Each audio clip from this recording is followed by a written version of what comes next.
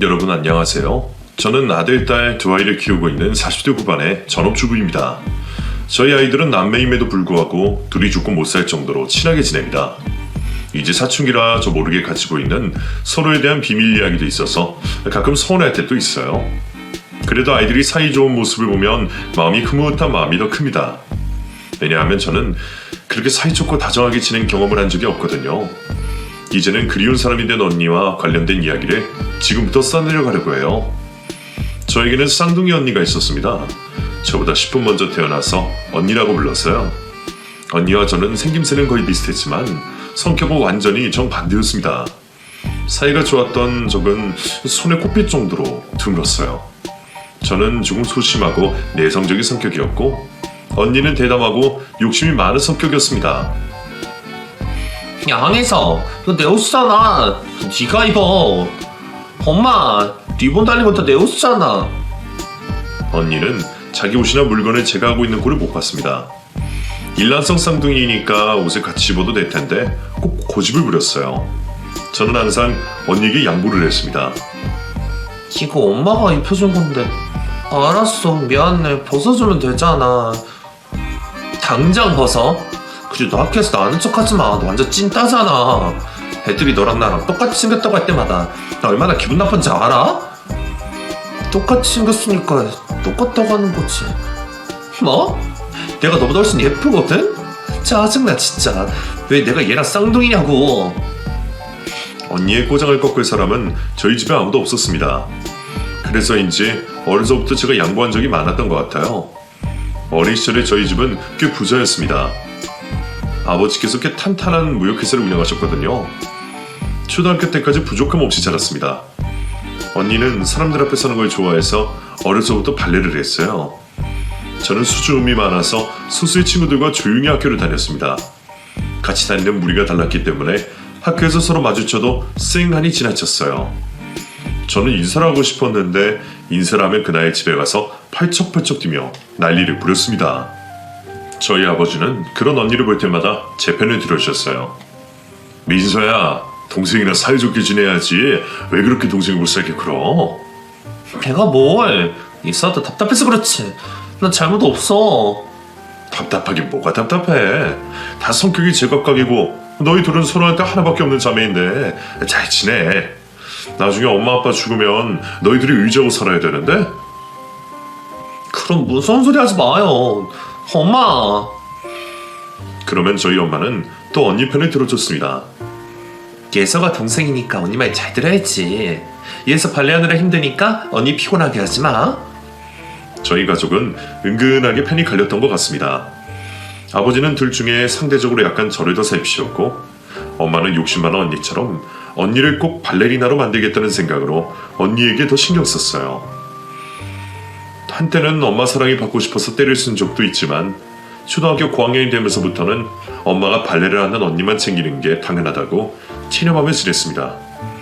그렇게 저는 사립중학교를, 언니는 예술중학교로 입학을 앞두고 긴 겨울방학을 맞이하게 됐어요. 언니와는 다른 중학교에 가니 더 이상 학교에서 언니 눈치를 보지 않아도 된다는 것에 기쁜 마음이었습니다.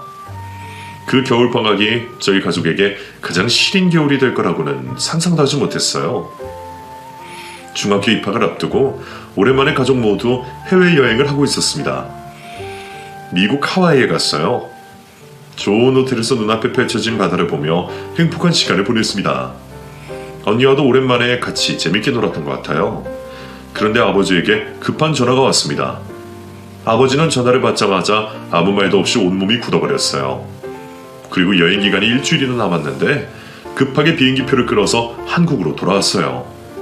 그리고 집으로 갔는데 저희 집 대문에서부터 빨간 딱지가 붙어 있었습니다. 저는 당시에는 어려서 그게 무슨 의미인지 알 수 없었어요. 저희 엄마는 그 자리에서 쓰러졌고 아버지는 엄마를 데리고 병원에 간 후에 회사로 갔습니다. 저와 언니는 온통 빨간 딱지가 붙은 집안에서 아무렇지 않게 TV를 보고 있었어요. 그러다 언니가 갑자기 소리를 빽 질렀습니다. 아닐 거야. 아니야. 언니 왜 그래? 뭐가 아니야? 이 멍청아. 너는 저 빨간 딱지 뭔지 몰라? 저게 뭔데? 언니는 알아? 난 텔레비전에서 봤어. 저거 붙으면 부잣집도 다 망하는 거야. 우리 집 망했어. 아이, 스티커 하나 붙었는데 뭐가 망해. 제가 그렇게 말했더니 언니는 제 머리채를 끌고 텔레비전 앞으로 끌고 가서 빨간 딱지를 향해 제 머리를 밀었습니다. 야, 황해서 뭐라고 써있어? 읽어봐. 압류물 표시? 우리 집 재산 다 압류한다는 뜻이야. 가져간다는 거라고. 왜? 왜 가져가는데? 몰라. 언니는 그렇게 말하며 길길이 날뛰었습니다. 그리고 언니 방에 있던 가구에도 나 빨간 딱지가 붙은 걸 보고 미친 사람처럼 소리를 질렀어요. 내 방에도 붙어있어. 이게 뭐야? 언니는 빨간 딱지를 마구 뜯더니 옷장에서 자기가 가장 아끼는 옷과 발레복 등을 마구 꺼내서 가방에 담아뒀습니다. 저도 제 방으로 가서 제 일기장과 소중하게 간직한 친구, 엄마, 아빠가 생일 때 준 선물들을 가방에 담았어요. 그러고 있는데 왠지는 모르겠는데 서럽고 눈물이 나서 펑펑 울었습니다. 엄마는 건강이 급격하게 나빠져서 하는 수 없이 외할머니 댁으로 돌아가 요양을 해야 했습니다. 엄마 다 치료받고 올게. 민서 얘서 싸우지 말고 사이좋게 지내. 알았지? 엄마. 언니랑 잘 지내고 있을게. 얼른 나와서 와. 저는 그렇게 대답하며 울었고 언니는 신경질을 부렸습니다. 엄마, 그렇게 가버리면 어떡해. 나 예중 가면 엄마가 신경 써줘야 할 게 얼마나 많은데. 언니, 엄마 아프잖아. 그리고 아빠도 힘들고. 그냥 포기해. 뭐? 미쳤어? 난 절대 포기 안 해. 엄마 필요 없어. 가. 독한 년. 저희 엄마는 그렇게 말하고는 지방으로 내려갔고 그 후에 볼 수가 없었습니다. 1년도 되지 않아서 돌아가셨었거든요. 나중에야 저희 엄마가 급성 백혈병이었다는 사실을 알게 되었습니다. 저희 아버지는 백방으로 일을 구하러 다니다가 저희 원래 집보다 3배는 더 큰 대저택에 저희를 데리고 갔어요. 아빠, 여기 우리 집이야? 언니가 물었고 아버지는 웃으며 대답하셨어요. 여기 안에 우리가 살 곳도 있어. 아빠랑 민서랑 예서랑 여기서 잘 지내보자. 아빠 다시 성공했구나. 와, 신난다. 언니는 그렇게 행복해하고 있었고 저는 당연히 그 집이 저희 집이 아니라는 것을 알고 있었습니다. 현관에서 벨을 누르고 아버지가 말했어요. 안녕하세요. 저 이번에 사장님 운전기사로 들어온 사람입니다. 네, 들어오세요. 그리고 저희는 그 대저택으로 들어갔어요. 저희는 대저택에서 일하는 아주머니로부터 저희가 지낼 곳을 안내받았습니다. 주차장에 딸려있는 창고를 개조한 컨테이너 박스 같은 곳이었어요. 사장님 집안에 계시니까 짐 풀고 인사드리러 들어오세요. 그리고 대저택 내부로 들어갔습니다. 집은 어마어마하게 컸습니다. 집안에 엘리베이터가 있는 집은 처음 봤어요. 저희가 집으로 들어가자 언니 얼굴이 새하얗게 질려버렸습니다.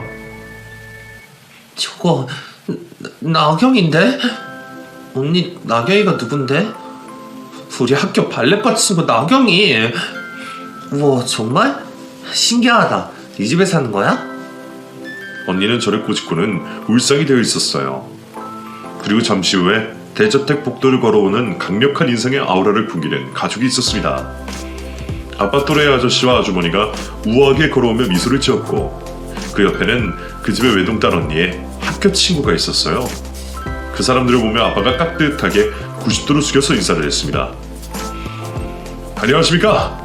이번에 새로 사장님 모시게 된 황호철 운전기사입니다. 아버지의 말을 듣고 아저씨가 대답했어요. 그래요, 편하게 해요.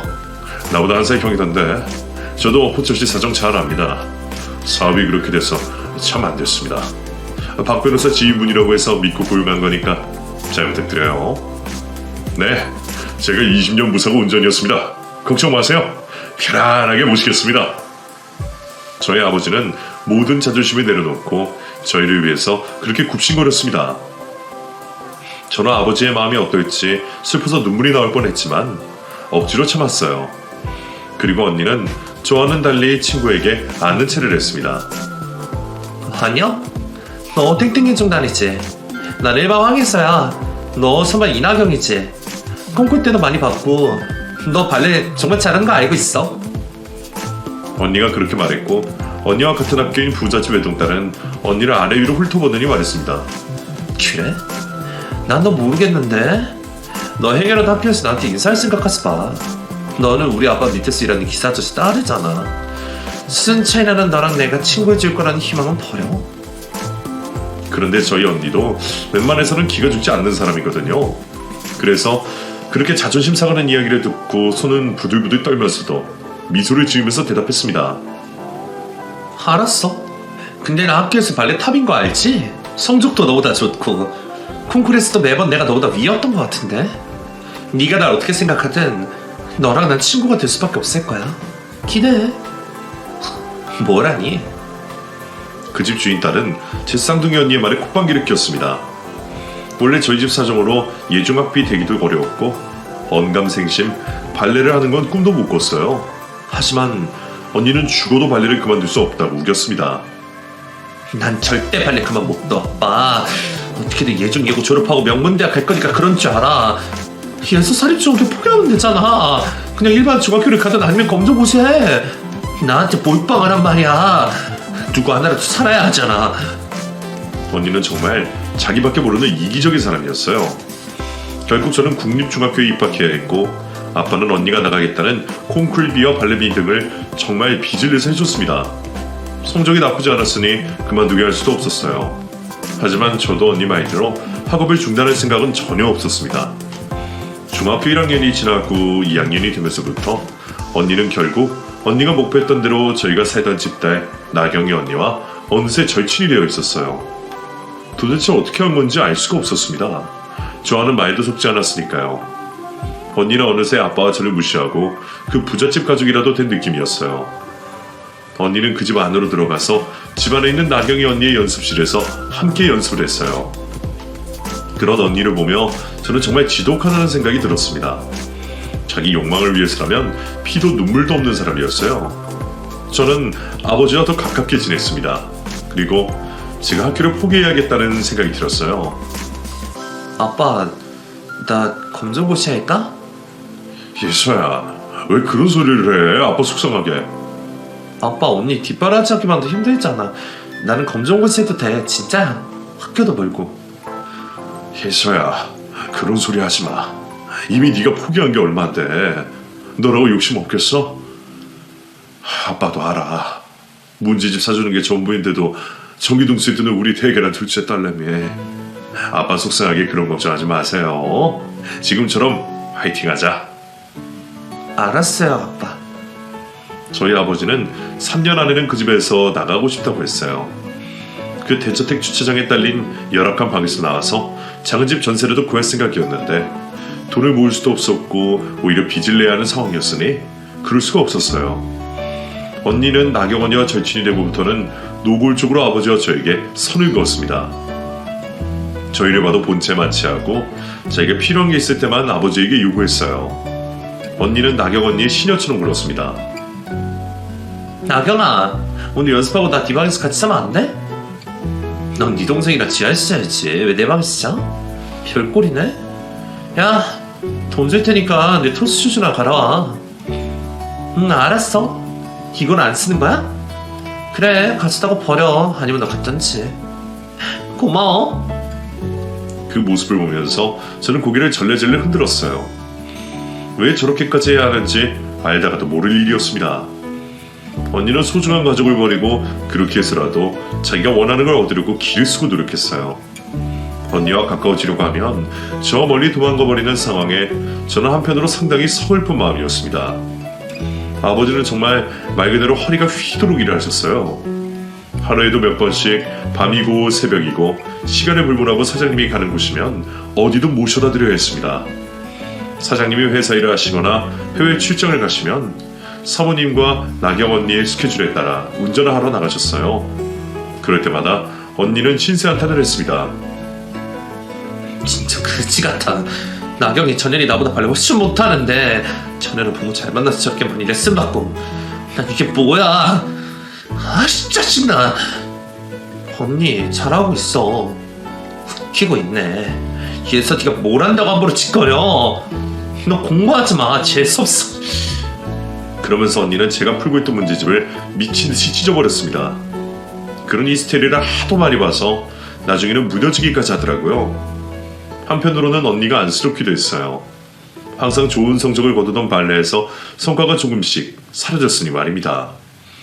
결국 나경이 언니는 자기가 필요할 때만 언니를 찾았고 언니는 점점 발레에도 실증을 느끼더니 나경이 언니와 그 언니의 친구들이 버리는 명품 가방과 옷들을 입고 밖으로 나돌았어요. 언니는 결국 점점 더 망가져서 예고에 가지 못했고 실업계 고등학교를 가야 했습니다. 저는 인문계 고등학교에 입학했어요. 아버지는 저희들에게 최선을 다하셨습니다. 자꾸 엇나가는 언니를 붙잡기 위해서 끊임없이 노력하셨어요. 가뭄에 콩나듯이 집에 들어오던 언니는 항상 거지같이 굴지 말라며 히스테리만 부렸습니다. 아버지는 사장님에게 빌고 또 빌어서 가부를 받게 되었고 그 대저택에서 나와 허름한 빌라 반지하를 구하셨습니다. 난 여기서 콩고물이라도 받아먹고 살 거야. 나중에 좋은 집 사게 되면 그때 나한테 연락하든가. 난 어떻게든 상류층으로 신분 상승할 거야. 아무리 억지로 끌고 가려고 해도 말을 듣지 않았고 저와 아버지는 언니에게 새로 들어간 집 주소를 알려주었습니다. 그렇게 저는 인문계 고등학교를 우수한 성적으로 졸업하고 인서울대학 사회학과를 다니게 됐어요. 학비를 벌기 위해서 학교에 있는 시간, 잠자는 시간을 빼고는 과외며 카페며 아르바이트를 하러 다녔습니다. 코피나게 공부한 덕분에 매 학기마다 성적 장학금을 받아서 아버지의 부담을 덜어드렸어요. 아버지는 여전히 대저택 사장님 운전기사로 일을 하셨습니다. 시간이 지날수록 소나무같이 단단했던 저희 아버지가 작아지는 게 느껴졌어요. 제 앞에서는 항상 괜찮다고 하셨지만 속은 썩어들어가고 있는 걸 제가 왜 몰랐겠어요. 얼른 대학을 졸업하고 돈을 벌어서 아버지에게 효도하고 싶었습니다. 저는 일을 하면서 번 돈으로 생활비에 보태고 청약통장에 저금도 했어요. 언니는 급한 돈이 필요할 때만 집에 왔습니다. 야 예서, 너 돈 좀 있냐? 언니 어디서 뭐하고 살아? 그냥 집에 들어와. 너 내가 지금 든 이 가방이 얼마인 줄 알아? 이 집 보증금보다 비쌀걸? 나 잘 살고 있어. 나중에 갚을 테니까 돈 좀 줘봐. 내가 이렇게 품위유지라고 살아야 호랑이 굴에 들어갈 거 아니야. 1억 천금 신분 상승, 그런 헛된 꿈 아직도 못 버렸니? 제가 그렇게 쏘아붙이자 언니는 씩씩대며 제 뺨을 내려치고 이 집 구석에 다시는 오지 않겠다고 악을 쓰며 나가버렸습니다. 언니가 제 명의로 신용카드를 만들어서 카드 깡하려고 있던 건 2년 뒤에야 알게 되었어요. 제가 쓰지 않은 돈 2천만 원이 오롯이 저희 빚이 되어 나타났습니다. 그때 제가 대학 졸업반이었습니다. 이자가 붙어가고 있던 상황이라서 저는 제가 모아둔 피 같은 적금을 깨서 빚을 갚아야 했어요. 저는 언니가 제 명의를 도용한 사실을 알고 참을 수 없을 정도로 원망스러웠습니다. 그리고 언니를 찾아야겠다는 생각이 들었어요. 카드 내역서에 주로 나타나는 강남의 어느 지역을 쥐잡듯이 뒤치고 다녔습니다. 그런데 웬 양아치처럼 생긴 남자가 저에게 말을 걸었어요. 야 황민수아, 너 민서 맞지? 오랜만이다. 왜 이렇게 수수하게 하고 다녀? 전에 물었다는 땡땡기업 회장 아들이라고 파토난 거야? 다 넘어왔다며. 어떻게 된 거야? 그 사람은 저를 쌍둥이 언니로 착각하고 있었습니다. 저는 그 사람에게 다짜고짜 물었어요. 저 민서 언니 쌍둥이 동생 예서예요. 저희 언니랑 아는 사이예요? 언니 지금 어디 있어요? 와씨, 황민수가 쌍둥이였어? 걔 땡땡기업 손자 비서로 일했는데 그 아들 꼬신다고 신나서 떠들더니 그로 잠적했어. 지가 꼴에 그 집안 아들 어떻게 꼬신다고. 야, 말이 되냐? 너네 언니 원래 그렇게 무대뽀야? 하긴 그 집 아들이 멍청해서 넘어갈지도 모르지. 야, 하여튼 민서 그거 독하다니까. 알려줘서 고마워요. 야야, 나 할 말 더 있어. 저는 주절주절 떠들어대는 그 사람의 말을 다 듣지도 않고 들은 대로 그 유명한 중견기업에 무작정 가서 언니를 찾았습니다. 회사 데스크에서 일하는 사람과 실랑이를 하고 있는데 언니가 웬 남자와 팔짱을 끼고 오는 게 보였어요. 성형을 하기는 했지만 저는 한눈에 언니를 알아볼 수 있었습니다. 저는 언니와 눈을 마주쳤어요. 언니는 저를 보자마자 인상을 찌푸리며 본인에게 말 걸지 말라는 신용을 했습니다. 그리고 매몰차게 고개를 돌리고 그 남자와 함께 유유히 사라졌어요. 그렇게 언니를 마주치고 얼마 후에 언니가 오랜만에 집으로 찾아왔어요. 언니는 원하는 대로 땡땡기업 손자와 결혼을 약속했다고 했습니다. 언니의 말에 저희 아버지가 대답하셨어요. 잘됐다 민서야. 결혼은 언제야? 신부 입장에 아빠가 딸내미 손잡고 들어가야 하는데 그 전까지는 허리 디스크가 다 나아야 텐데. 당시에 저희 아버지는 하도 오랫동안 운전기사로 일하셔서 허리 디스크로 고생하고 계셨어요. 참다 병을 키웠고 심각한 상태라서 긴 휴가를 내고 집에서 거의 누워 지내다시피 했습니다. 아직도 이렇게 구질구질하게 사는구나. 언니는 아픈 아버지를 보며 혀를 내두르며 그렇게 말했습니다. 저는 언니의 팔을 붙잡고 애원했어요. 언니, 여왕에서 너 내 명의 도용해서 카드 깡했더라? 네가 인간이야? 그 돈이 어떤 돈인데 내 피 같은 돈 갚으라고. 고작 2천 가지고 지랄하긴. 야, 결혼하면 네 통장번호 바로 꽂아줄게. 아빠 나 결혼해. 내 남편 진짜 부잣집 손자야. 땡땡겨 봐야지. 나 온 사람이 5천만 해줘. 결혼하면 두 사람한테 1억씩 꽂아줄게. 5천? 5천이... 왜? 없어? 아니야. 우리 첫째 딸 결혼하는데 그 정도도 못해주면 쓰나. 어떻게든 아빠가 마련해 볼게. 알았어. 내 계좌 알지? 거기로 보내. 돈 보내주면 결혼식 날짜랑 장소 알려줄게. 그때 보자. 언니는 그렇게 자기 할 말만 하고 다시 나가버렸습니다. 한심하기는 했지만 어려서부터 그렇게 상류층 사람이 되고 싶어 하더니 어떻게든 되긴 되는구나 싶었어요. 예서야, 민서한테 돈 보내주면 우리 이사는 미뤄야 되는데 괜찮겠니? 아버지 마음에 짐을 덜어드리기 위해서 저는 웃으며 활기차게 대답했어요. 당연하죠. 아빠, 나 청약 열심히 붙고 있으니까 곧 당첨될 거예요. 그래.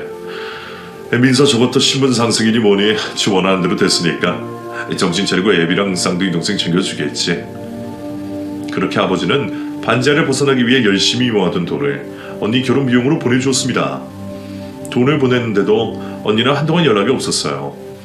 저는 인터넷 기사를 통해서 언니의 결혼식이 바로 2주 앞으로 다가온 사실을 알 수 있었습니다.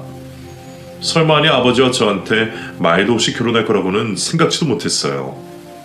그래서 아버지와 함께 스피커폰으로 언니와 통화를 했습니다. 언니, 결혼식 언제야? 왜? 알아서 뭐하게. 알아서 뭐하기는 우리가 가족인데 언니 결혼식 가야지. 야, 항해서 너 미쳤어? 쪽팔리게 내 결혼식에 아빠랑 네가 왜 와? 아빠 땡땡기업 운전기사로 살았잖아. 하객들 중에 아빠 알아보는 사람이 분명 있을 텐데 미쳤냐? 언니가 꽥꽥 소리를 지르며 발악을 했어요. 그리고는 앞으로 나 죽었다고 생각해. 찾지 마. 라며 마지막 쓰기를 받고 전화를 끊어버렸습니다. 스피커폰으로 뚜뚜 소리가 들렸고 아버지와 저는 벙쪄서 아무 말도 하지 못했어요. 언니는 애초에 저희와 연을 끊을 생각이었다는 거라는 걸 아버지도 저도 뒤늦게야 눈치챈 것입니다. 사람이 변하기 어려운 건데 가족이니까 변할 거라고 믿었던 제가 어리석었어요. 그러다가 아버지는 서럽게 눈물을 흘리셨습니다. 그런 아버지의 모습을 보며 저도 가슴이 찢어질 듯 아팠어요. 아버지 손을 붙잡고 제가 말했습니다. 아빠, 우리 언니 그냥 잊고 살아요. 민서도 엄마 따라서 죽었다고 생각해요. 민서 그년이 그랬잖아요. 죽었다고 생각하라고. 차라리 잘 됐어. 걔는 절대 변할 애가 아니에요. 아무리 그래도 그래 예서야, 너도 네 언니 때문에 마음고생 많았지? 우리 잊자. 그게 서로를 위하는 길인가 보다. 그날 이후로 아버지와 저는 애써 언니를 잊고 살려고 노력했습니다. 그리고 저는 우수한 성적으로 대학을 졸업한 후에 저희 아버지가 운전기사로 일했던 땡땡기업의 경쟁기업에 입사를 했어요. 아버지는 허리디스크로 고생하다가 결국 오랫동안 일했던 그 사장에게 해고당했습니다. 아무리 그래도 사람이 정이라는 게 있는 건데 정말 헌신짝만이 벌어졌어요. 그리고 저는 의도한 건 아니었지만 원수 같은 그 사장의 경쟁업체에 운명의 장난처럼 입사를 한 겁니다. 그 사장네 회사에는 원소도 넣지 않았어요. 그런 인간을 위해서 일할 수는 없었습니다. 저는 일단 아버지에게 심각한 상태인 허리 디스크 수술을 해드렸습니다. 수술을 받고 몇 달 후에 회복을 한 아버지는 트럭 운전수로 일을 하셨어요. 제가 대기업에 입사를 했으니 걱정 말고 쉬시라고 해도 기어코 일을 하러 나가셨습니다. 아직 50대 후반인 아버지가 집에서 쉬시기만 하면 답답하다고 했어요. 우리 딸 예수도 부랴거리도 다 나왔는데 일해야지. 일 못하는 동안 가만히 누워서 있는데 어찌나 좀 있으시든지. 우중 올 뻔했어. 힘 닿는 데까지는 일할 거야. 알았어요. 그래도 무리하지 마세요. 일 너무 많이 하면 안 돼요. 알았죠? 그래, 내가 살살 내 몸 봐가면서 할게. 걱정 마, 우리 딸. 응? 요즘 아빠가 우리 딸 잘하는 맛에 산다. 저는 회사를 다니면서 청약주택에 당첨됐고 신축 아파트의 입주를 기다리고 있었습니다. 당첨됐다는 소식을 듣고 얼마나 기뻤는지 몰라요. 아빠, 이제 우리 좋은 아파트에서 살아요. 그래, 우리 예수 덕분이다. 우리 이제 잘 될 모양이야. 고마워, 우리 딸. 나도 고마워요. 아빠, 지금처럼 건강하기만 하세요. 제가 더더욱 효도해드릴 테니까. 아빠, 내년에 저 회사에서 해외를 휴가 보내준다고 했어요. 어디 가고 싶어요? 글쎄, 하와이 다시 가고 싶네. 예상치 못했던 아버지의 답변에 저는 깜짝 놀랐어요. 엄마, 아빠, 언니, 저희네 가족이 함께한 마지막 여행지 하와이를 말씀하실 줄은 몰랐거든요. 저희에게는 불행의 시작이었던 곳이니까요. 우리 그때 제대로 여행 못했잖아. 그냥 우리 예수한테 좋은 기억 새로 만들어주고 싶어서 그래. 그래요, 아빠. 우리 내년에 하와이 가요. 저는 인사고과를 더 잘 받기 위해서 회사에서 열정을 다해 일을 했습니다. 저는 듣기 싫어도 꾸준히 언니의 소식을 간접적으로 들을 수 있었어요. 나중에 알았는데 언니가 결혼할 시댁이 아버지가 운전기사로 일했던 그 집 사장님 기업의 자회사였습니다. 그렇게 나경이 언니를 따라가려고 애쓰더니 결국은 그렇게 됐구나 싶었어요. 지가 행복하면 됐지 뭐 이렇게 가볍게 생각하고 넘겼습니다. 저와 아버지는 하와이로 여행을 떠났어요. 하와이에 도착해서 아버지는 17년 전에는 네 식구였는데 지금은 두 식구가 됐네 라고 말씀하시며 허탈하게 웃으셨습니다. 둘이 오니까 더 좋네. 아빠 다른 생각 말고 우리 좋은 거 보고 즐겁게 보내다 가요. 렌트카를 타고 화창한 날씨에 하와이의 아름다운 해변을 바라보며 식사도 하고 경치 좋은 도로 위를 드라이브하면서 오랜만에 휴식다운 휴식을 하며 여행을 즐겼습니다. 그때가 언니가 결혼하고 연을 끊은 지 3년이 되던 해였어요. 3주간의 하와이 여행을 마치고 돌아가서 저는 깜짝 놀랄 소식을 접하게 됐습니다. 저희 아버지가 운전기사로 일했던 그 부잣집이 운영하던 회사가 비리 고발로 조사를 받고 있었어요. 뉴스에서 연일 그 기업에 대한 소식을 전했습니다. 정치인과 판검사를 비롯해 경찰들에게까지 거액의 뇌물을 주고 거액의 회사 돈을 횡령한 정황이 회사 세무사의 고발로 까발려진 거였어요. 그 기업의 주가는 땅으로 떨어졌고 언니의 시댁도 역시 타격을 받았습니다. 그렇게 탄탄한 철옹성 같은 기업이 무너지는 건 한순간이더라고요. 1년의 재판 끝에 그 기업과 자회사는 와장창 박살이 났습니다. 뇌물을 받은 유명 인사들도 줄줄이 잡혀 들어갔어요. 저는 내심 연을 끊은 언니가 걱정됐습니다. 하지만 언니가 아버지와 저에게 한 짓을 떠올리면서 애써 관심을 끄으려고 했어요. 그런데 그 일이 있고 나서 얼마 후에 퇴근을 하고 현관문을 열었는데 못 보던 여자 구두가 현관에 놓여 있었어요. 아빠, 저 왔어요. 손님 왔어요? 라고 말하며 들어섰다가 거실 소파에 앉아있는 언니를 보고 깜짝 놀랐습니다. 거적대기 같은 옷을 입고 피골이 상접한 몰골로 저를 바라봤거든요. 저는 너무 놀라서 입이 떡 벌어졌습니다. 언니는 그런 저를 불러앉혔어요. 뭘 그리 놀라? 귀신 봤니? 오랜만이다 내 동생. 이리 와서 앉아. 언니의 목소리를 듣자 바로 정신이 번쩍 들어서 저는 언니에게 따져 물었어요. 왜 왔어? 4년이나 연 끊고 살았으면서 왜 왔냐고. 그렇게 잘난 척하던 너희 시댁 거지 됐더라? 그래서 왔니? 제 말에 언니는 바닥에 납작 엎드려서 엉엉 울기 시작했습니다. 비서야, 아빠 정말 죄송해요. 저 용서해줘요. 난 정말 멍청한 년이야. 이제서야 가족의 소중함을 알았어. 그 빌어먹을 시댁이 나한테 이혼 소송을 걸었어. 나 잘못한 거 없어. 먼저 외도한 건 그 인간이라고. 저는 언니의 말이 귀에 들어오지 않았습니다. 그래서 언니에게 말했어요. 야, 황민서, 넌 정말 양심도 없다. 좋을 때는 너만 좋고 힘들 때는 우리도 같이 힘들어야 돼? 물귀신도 아니고 대체 뭐야. 아빠랑 나 너 없이도 잘 살고 있었어. 빌려갔던 돈이나 갚아, 이 나쁜 년아. 너한테는 미안해.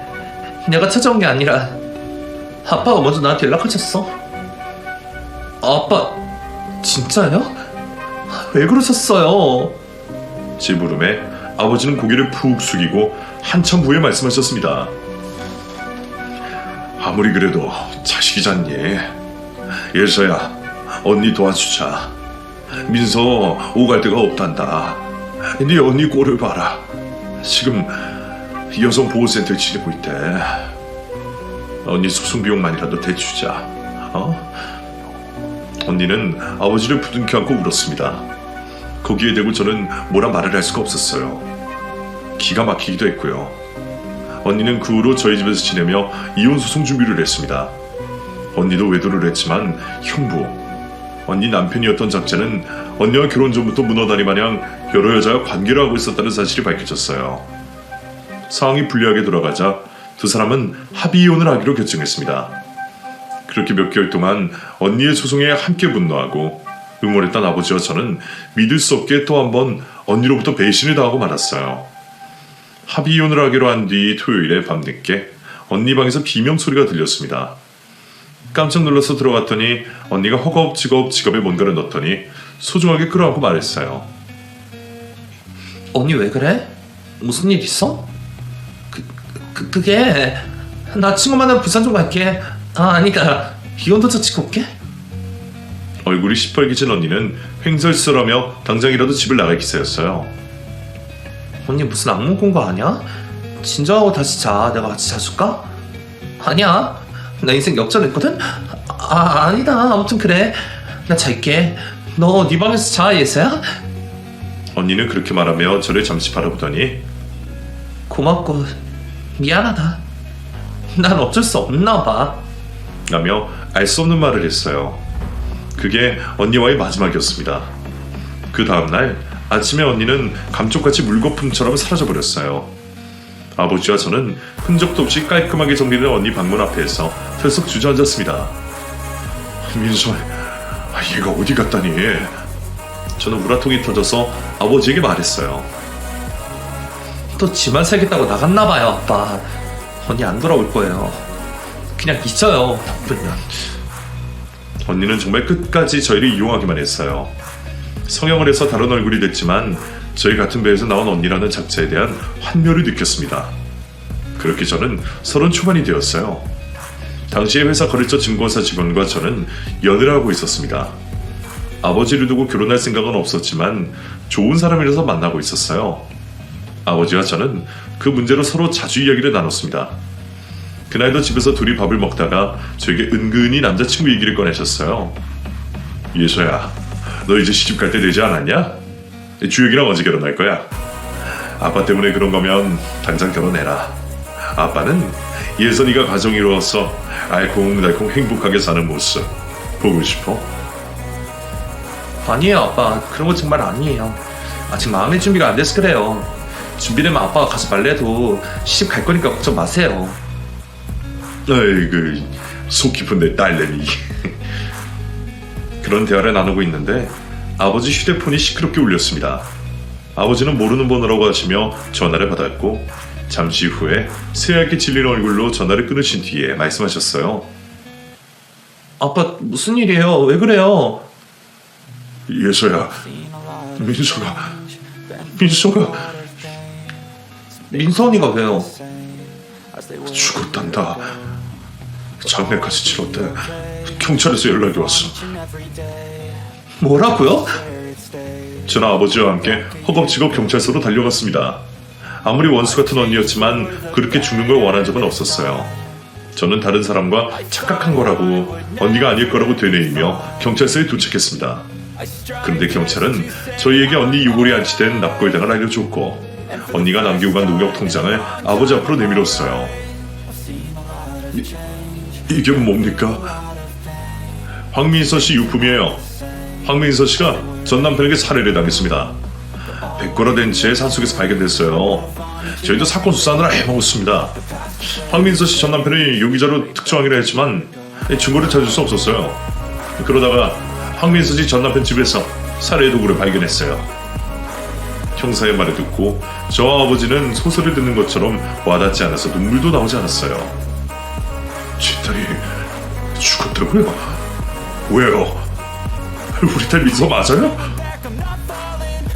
황민서 씨가 로또에 당첨이 됐어요. 자그마치 60억이요. 회사 망하고 이혼한 전 남편이 그 사실을 알고 따님 재산을 빼앗아 가려다가 미리 준비한 흉기로 참 안 됐습니다. 형사의 굳은 표정에 아버지도 저도 동시에 폭포수처럼 눈물이 쏟아졌습니다. 고인이 남긴 재산 상속이 두 분이시니까 상속받으려면 법원에 신청하세요. 황민서 씨 전 남편은 재판 중입니다.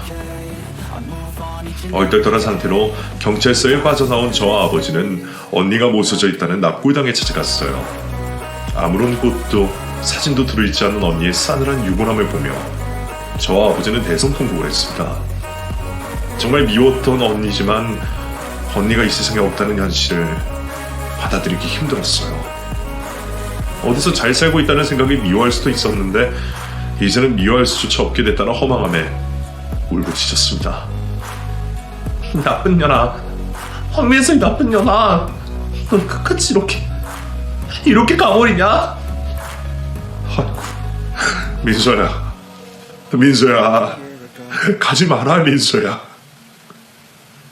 언니 이혼 준비 중 저희 집에 잠깐 살았을 때 찍었던 가족 사진을 유골함 옆에 넣어뒀습니다. 그 사진 속에 저희 셋은 미래를 알지도 못한 채 환하게 웃고 있었어요. 저와 아버지는 언니와 재산 상속을 받을 생각도 하지 못하고 지내다가 담당 경찰의 연락으로 겨우 변호사를 찾아가서 언니 재산을 받을 수 있었습니다. 이 돈을 이걸 어떻게 하냐. 아버지의 말씀에 제가 말했어요. 언니가 우리한테 마지막으로 주고 간 선물이니까 아빠 하고 싶은 대로 마음껏 쓰세요. 그게 언니의 한을 풀어줄 길이에요. 아버지는 그 돈을 어떻게 써야 하나 고민하시다가 다른 언니의 이름으로 어려운 분들에게 기부를 하셨어요. 그리고 남은 돈으로는 노숙자분들의 희생을 돕는 센터를 설립하셨습니다. 저는 언니가 죽고 2년 후에 사귀던 세무사와 결혼을 했어요.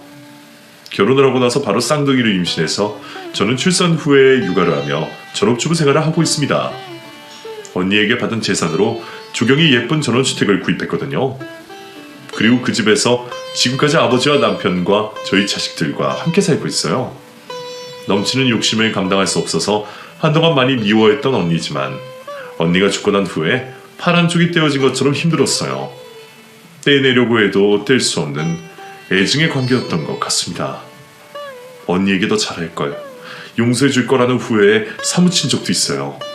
하지만 지금의 남편과 저희 친정아버지께서 제 곁을 든든히 지켜주셨습니다. 이제는 언니 기일 때마다 납골당에 찾아가서 이런저런 이야기를 해주고 있어요. 몇 년 동안은 언니를 보고 오면 마음이 찢어질 듯 아팠는데 지금은 그냥 개운한 마음으로 다녀옵니다. 저희 아이들은 제 쌍둥이 언니를 보면서 저와 닮아서 신기하다고 해요. 이모는 쌍꺼풀 있는데 그래도 엄마랑 똑같이 생겼어. 진짜 신기해. 엄마 쌍둥이 언니였거든. 언니가 성형수술을 해서 조금 달라 보이지? 예전에는 사람들이 헷갈려할 만큼 똑같이 생겼었어. 진짜? 그럼 엄마 허전하겠다. 엄마랑 똑같이 생긴 사람이 사라졌으니까. 그 말에 울컥했지만 울지 않고 웃어버렸습니다. 그러게 허전하네. 근데 이제는 괜찮아. 우리 귀여운 수아랑 정민이도 있고 아빠도 있고 할아버지도 있으니까. 정말? 그럼 다행이다. 이제는 남은 한 다 떨치고 그곳에서 마음 편하게 지냈으면 좋겠습니다. 저도 언니 목까지 최선을 다해 행복하게 살고 싶어요. 여러분에게 들려드리고 싶었던 제 이야기는 여기까지예요. 언니와의 일들이 다시 기억하며 써내려가다 보니 그때 그 시절로 돌아간 것처럼 마음이 들쑥날쑥했습니다. 여러분들 안정적인 삶과 건강 유지하시고 행복하시길 바랄게요. 들어주셔서 정말 감사합니다.